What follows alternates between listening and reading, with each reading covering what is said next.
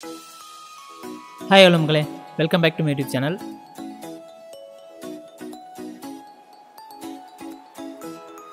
இந்த வீடியோவில் ஸ்மட்ஜ் ஃபுல்லாக தான் பார்க்க போகிறோம். வாங்க வீடியோக்குள்ளே போகலாம்.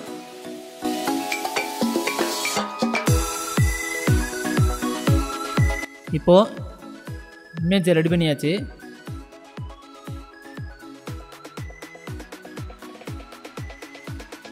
நல்லா ஜூம் பண்ணி வச்சுங்க. ஜூம் பண்ணிட்டு ஸ்மட்ஜ் டூல் எடுங்க. நான் இந்த ப்ரெஷ்ஷை தான் எடுத்து யூஸ் பண்ண போகிறேன். தேவையான அளவு ப்ரெஷ் சைஸை வச்சுக்கோங்க. ஸ்ட்ரென்த்து உங்களுக்கு தேவையான அளவு வச்சு யூஸ் பண்ணுங்கள். ப்ரெஷ் செட்டிங்ஸில் ஃபேஸிங் டிக்கை எடுத்துருங்க. லைட்டாக ஸ்மட்ஜ் பண்ணுங்கள். தேவையான பொசிஷனுக்கு ஏற்றாப்பில் நீங்கள் ரொட்டேஷன் பண்ணிக்கலாம். 7.0 யூஸ் பண்ணுறீங்கன்னா உங்களால் ரொட்டேஷன் பண்ண முடியாது. சிசியில் கற்றுக்குங்க. அது உங்களுக்கு டிஜிட்டல் பெயிண்டிங் ஃபுல்லாக கற்றுக்கிறதுக்கு ஈஸியாக இருக்கும்.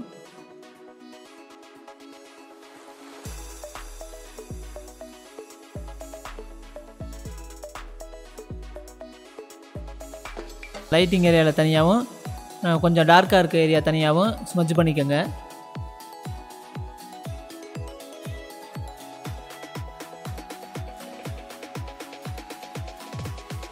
இந்த மாதிரி பொசிஷன் மாற்றி மாற்றி நீங்கள் அந்த ஃபோட்டோ என்ன பொசிஷனில் அந்த ஃபேஸ் இருக்கோ அதே மாதிரி வச்சு நீங்கள் யூஸ் பண்ணுங்கள். அப்படின்னா தான் ஃபோட்டோ ஃபினிஷிங் பார்க்கல நல்லாயிருக்கும். கண்ணா பின்னான்னு பண்ணிங்கன்னா அது நல்லா இருக்காது.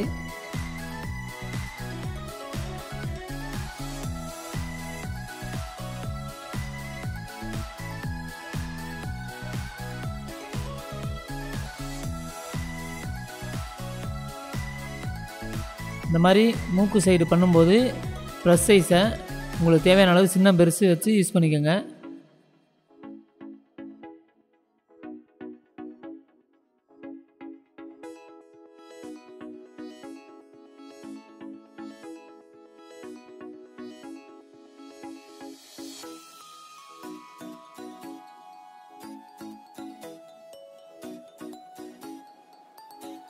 இப்போது இந்த லைட்டிங் இருக்க ஏரியாவை ஸ்மட்ஜ் பண்ணுறேன். பார்த்துங்க, தனித்தனியாக ஸ்மட்ஜ் பண்ணிங்கன்னா தான் அதோட நீங்கள் ஃபோட்டோவை பார்க்கும்போது அதோட லைட்டிங் கரெக்டாக தெரியும்.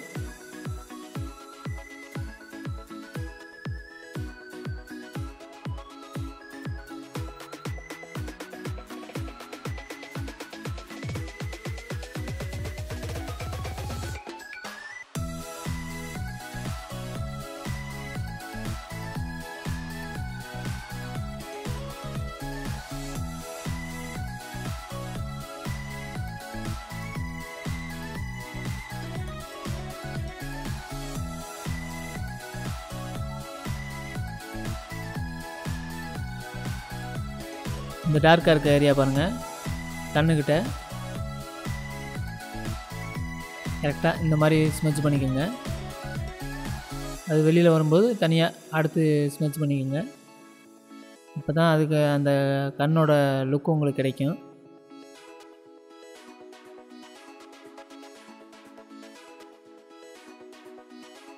நீங்கள் ஃபினிஷிங் கொடுக்கல இந்த பேட்ச் தெரியாமல் ஸ்மட்ஜ் பண்ணணும். அது வீடியோ எண்டில் உங்களுக்கு கரெக்டாக வந்துடும். பாருங்கள், வீடியோ பார்க்குற நிறைய பேர் சப்ஸ்கிரைப் பண்ணாமல் பார்த்துக்கிருக்கிறீங்க. ப்ளீஸ் சப்ஸ்கிரைப் பண்ணிவிட்டு பாருங்கள். டிஜிட்டல் பெயிண்டிங் யாராவது உங்கள் ஃப்ரெண்ட்ஸ் கற்றுக்கணும்னு நினைக்கிறாங்கன்னா நம்ம சேனலை உங்களுக்கு ஷேர் பண்ணுங்கள். இந்த வீடியோவை ஃபுல்லாக பாருங்கள். இந்த வீடியோ பிடிச்சிருந்துச்சுன்னா லைக் கொடுங்க.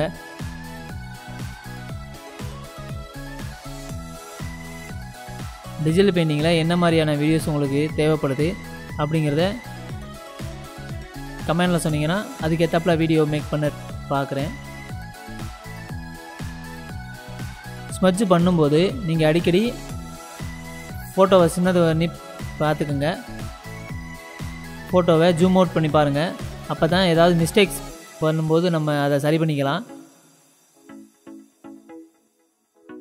அதே மாதிரி ஃபோட்டோ ஒர்க் பண்ணும்போது அடிக்கடி சேவ் பண்ணிக்கோங்க.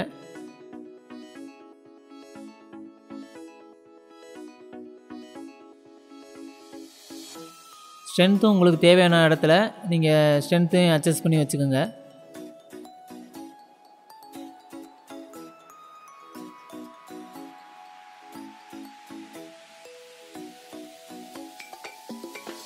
நீங்கள் ஒரு நல்ல கம்ப்யூட்டர் வச்சுருந்தீங்கன்னா நீங்கள் இந்த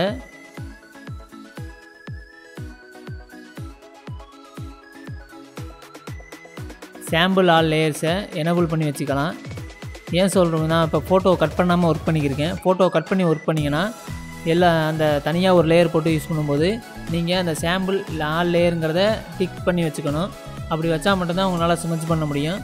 அது நிறைய சாம்பிள் அடுத்தடுத்து இருக்க லேயர் பூரா சாம்பிள் எடுக்கிறனால உங்களுக்கு சிஸ்டம் ஸ்லோவாக வாய்ப்பு இருக்குது. நல்ல கம்ப்யூட்டரை வச்சு யூஸ் பண்ணிங்கன்னா நீங்கள் தாராளமாக டிக்கை எனேபிள் பண்ணி ஒவ்வொரு ஸ்டெப்பையும் தனித்தனியாக நீங்கள் ஸ்மட்ச் பண்ணி வச்சுக்கலாம். சிஸ்டம் கொஞ்சம் ஸ்லோவாக ஆச்சுன்னா நீங்கள் இந்த மெத்தடை வச்சு யூஸ் பண்ணிக்கோங்க. 2-3 காப்பி போட்டுட்டு ஃபஸ்ட்டு காப்பியில் மேலே உள்ள ஃபஸ்ட்டு காப்பியில் நீங்கள் ஸ்மட்ச் பண்ணி வச்சுக்கோங்க. ஏதாவது தப்பு பண்ணிட்டீங்கன்னா இந்த ஃபோட்டோவை டெலீட் பண்ணிட்டு நம்ம திரும்ப ஃப்ரெஷ்ஷாக நம்ம எடுத்து இன்னொரு காப்பி போட்ட அந்த இதில் யூஸ் பண்ணிக்கலாம்.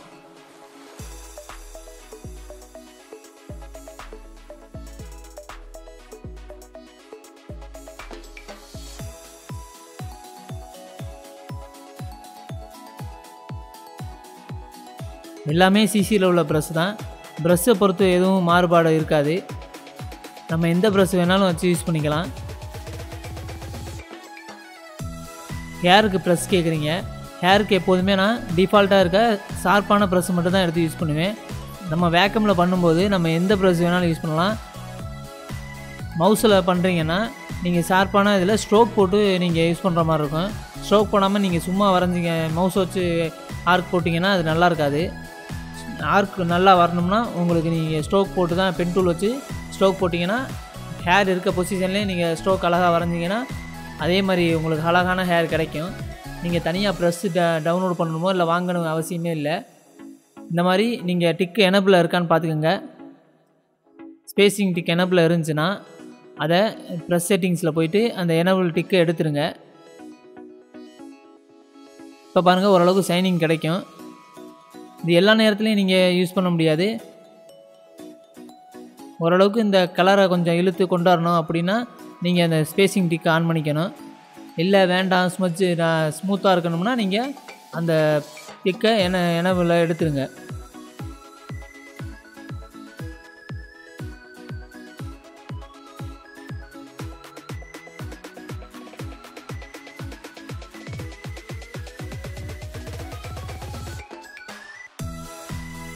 இப்போது ஸ்ட்ரென்த்தை நான் கம்மி பண்ணிவிட்டு ஒரு தடவை ஸ்மட்ச் பண்ணுறேன்.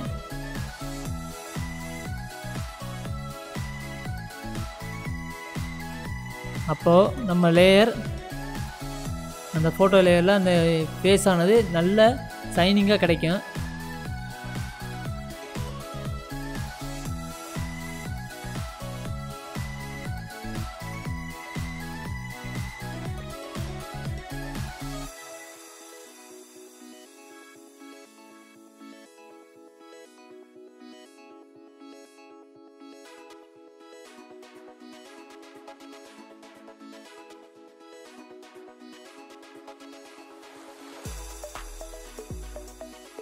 வீடியோ பார்க்குற நிறைய பேர் சப்ஸ்கிரைப் பண்ணாமல் பார்க்குறீங்க. ப்ளீஸ் சப்ஸ்கிரைப் பண்ணிவிட்டு பாருங்கள்.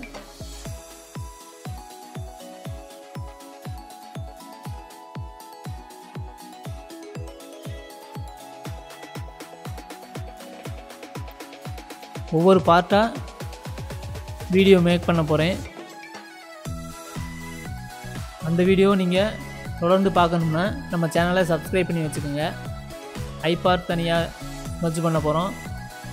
இந்த மூக்கு எப்படி ஸ்மட்ச் பண்ணுறதுங்கிறத தனியாக ஸ்மட்ச் பண்ண டுட்டோரியல் போட போகிறோம். உதடு லிப் எப்படி ஸ்மட்ச் பண்ணுறது, கண்ணை எப்படி ஸ்மட்ச் பண்ணுறது, ஹேர் எப்படி ஸ்மட்ச் பண்ணுறது, ஹேர் ஸ்ட்ரோக் எப்படி போடுறது, வேக்கமில் ஹேர் எப்படி வரையலாம், கலர் கரெக்ஷனு எப்படி ஹேருக்கு கலர் அப்ளை பண்ணலாம், எல்லா டீட்டெயிலும் தனித்தனியாக வீடியோ வரப்போகிறோம். ஸோ சப்ஸ்கிரைப் பண்ணிவிட்டு வீடியோவை பாருங்கள். தேங்க்யூ.